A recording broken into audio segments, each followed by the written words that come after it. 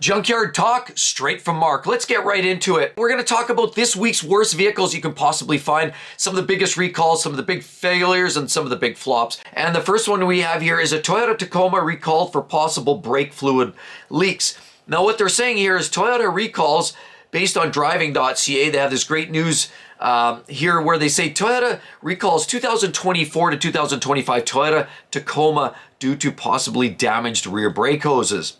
As well, Toyota is also recalling certain models of the Camry, Lexus NX, RX due to possibly changed or damaged second row seatbelts. And as well, on top of that, the auto manufacturer will contact the owners by mail and replace damaged parts. Now, all of this on the backs of some of the issues that Toyota's been having. We have heard no shortage of problems. Recalls, Corolla Cross. We've heard all the Tundra engines, over 100,000 engines possibly changed out in the Tundra with the V6. Toyota has struggled. There's been a lot of problems in the Toyota camp. And it really begs the question, are we dealing with an unfortunate set of circumstances? It almost feels like there's something more going on behind the scenes. You know, Toyota's lost a level of reliability and a trust that I'm not sure if they can get back anytime soon. We love the Toyota products, but unfortunately we know that Tacoma as well has had some big issues. You know, they've had that new 2.4 liter turbo 4, but the bigger issue is that 8-speed automatic transmission was also a problem where it spits out check engine lights because of torque converter solenoid issue. That is one of the latest, but yet another one on top of the problems that we've seen. It's a sad state of affairs, but here we go. How can we get past this?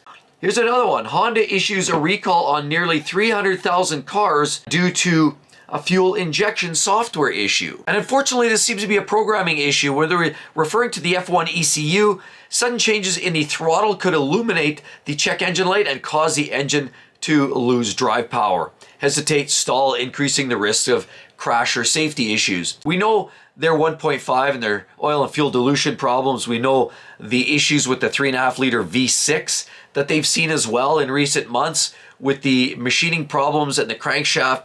Honda's been struggling a little bit with some of their problems. Now they're dealing with, problems were related to, even programming on their ECUs. Now, as we see cars getting more and more complicated, this doesn't surprise me, but we're seeing more of these issues. And not just for Honda, a lot of brands.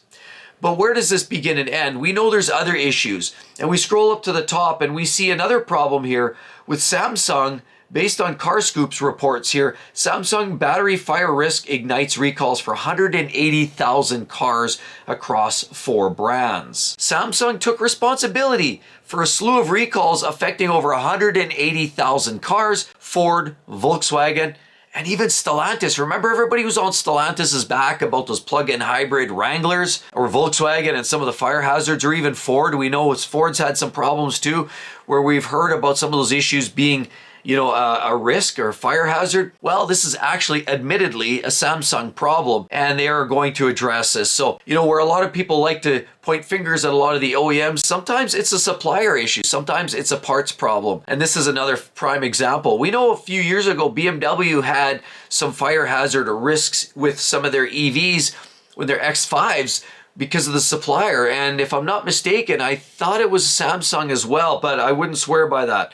However, there have been a significant number of issues related directly from the battery suppliers themselves, whether it's the quality. I know in the BMW there was particulate that was stuck up in between the cells and causing some internal overheating conditions. But this may or may not be the same circumstances. More problems arise here due to some of these electric batteries. Now, as we look down, fire risk, EVs in Canada, there's more problems with some of the SUVs there.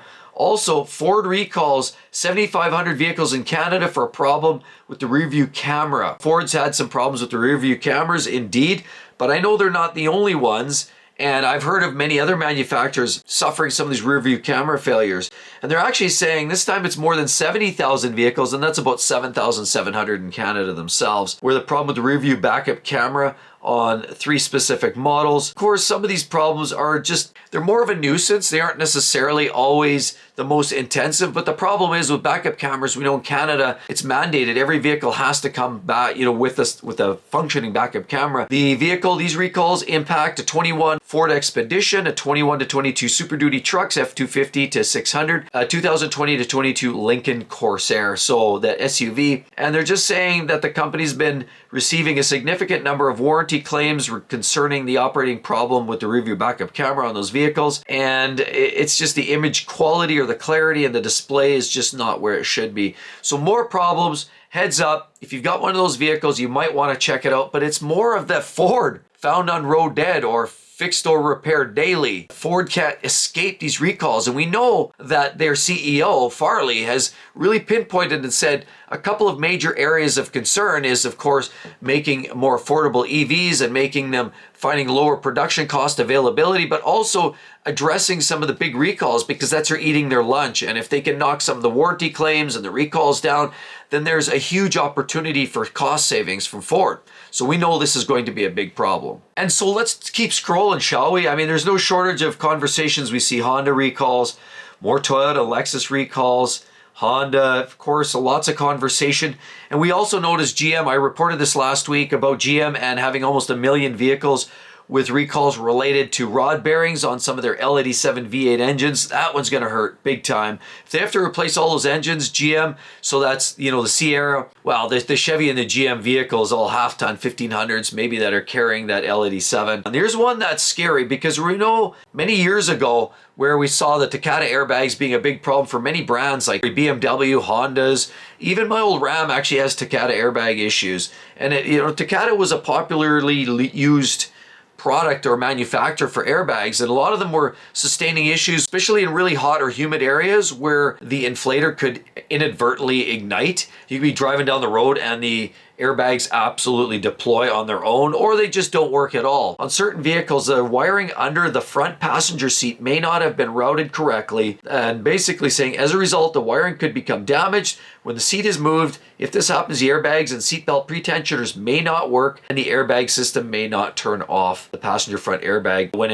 an infant or a young person is in the front of the passenger. Now, what they're saying is these ones can impact certain Kia SUVs. So if you've got a Kia, an SUV, you might want to check an HTSA, look up your VIN, and it'll tell you whether you've got that outstanding recall. But it's unfortunate. Airbags are a serious safety concern, not just whether they work or they don't work. The last thing you want to do is hit a bump and an airbag blows in your face. And I mean, we've heard of in the past of certain manufacturers having that problem. So it's scary, but this is real. 1 in 5 cars in the US has unresolved recalls. And recalls are always related not to does it burn oil or is it a problem vehicle because it looks nasty? No, recalls are designed to capture safety concerns. Brakes, airbags, parts falling off, things not working as they should, backup cameras, electrics related to safety, sensors that are there to protect you in a collision or potential other mishaps. They're actually saying that 1 in 5 vehicles in the US has unresolved recalls. I know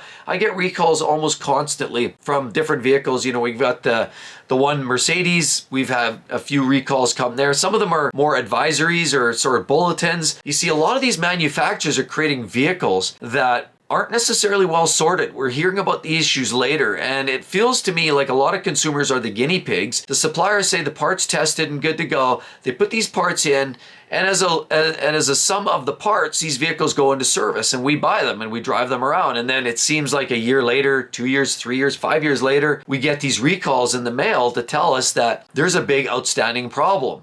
Your vehicle's not safe to drive, and it's scary. And so I just want to bring this up as a regular occurrence on these Fridays as a reminder of some of the junk that's hitting the market. I feel it's important that we just talk about some of the outstanding issues, some new news, mechanical failures and problems that we're all experiencing in a lot of these vehicles.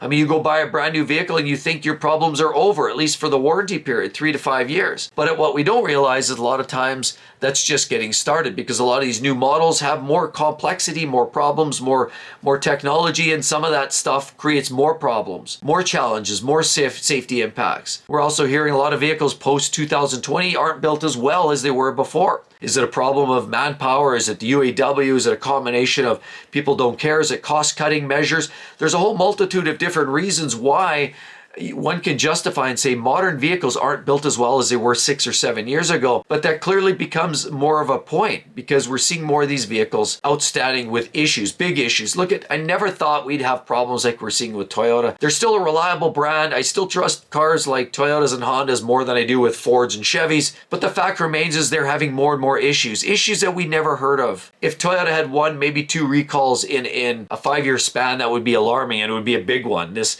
floor mat and the sudden acceleration was a big one. It caught, front page news. They've actually put that as a checklist on your servicing, your annual servicing, as one of the bullet points. Does it have the correct mats? Is it fitted properly? So as long as they're doing the right thing to try to make it safe for the consumer, that's wonderful. But it's not always happening. And that's what this Friday video series is going to become. The things that aren't just the old school items and issues, but what's happening today, the latest, this week, this morning, mechanically, recalls, safety, and really it is about a breakdown of the quality of these vehicles that we're buying today. So with all of that said, be sure to check out that video right there, 2025's best vehicles and the 2025's worst vehicles. You're going to want to check those out if you're curious and shopping for a new vehicle. Hope to see each and every one of you on the next one. Have a wonderful weekend. Bye-bye.